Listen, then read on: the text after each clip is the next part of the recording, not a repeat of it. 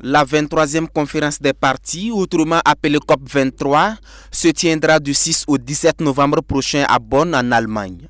C'est une rencontre qui réunira tous les acteurs concernés par l'environnement, y compris la jeunesse burkinabé. Au menu des activités, des négociations pour une prise en compte des résolutions issues des COP passées.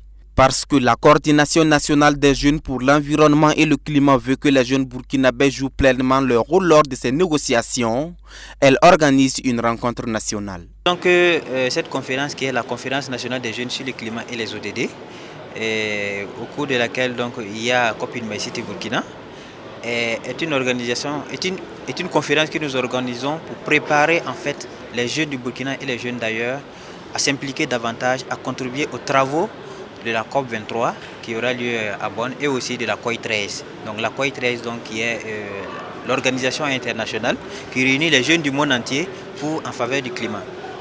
Et donc pour nous, il s'agit d'organiser, de réunir la jeunesse burkinabé et la jeunesse sous-régionale autour de cette activité afin d'échanger sur comment est-ce que nous jeunes, nous pouvons contribuer efficacement aussi bien à atténuer les effets des changements climatiques, mais aussi à contribuer aussi au débat pendant la COP et pendant la COI. Les participants à cette conférence nationale des jeunes sur le climat viennent des 13 régions de Burkina Faso et des pays de la sous-région ouest africaine.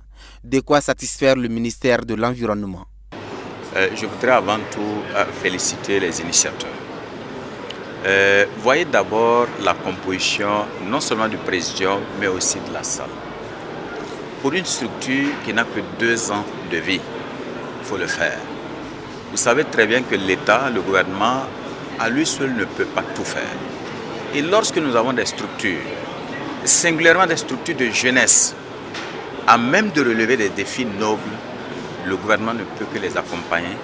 Et le ministère en charge de l'environnement ne peut que les accompagner. D'autant plus que, ici, nous parlons de quoi? D'environnement. Et le représentant de l'Union européenne l'a dit, le développement rime avec quoi? Paix et environnement. Et voir des structures qui œuvrent pour la préservation de l'environnement, j'avoue que cela répond à la lettre de mission de monsieur le ministre en charge de l'environnement et nous ne pouvons que nous engager.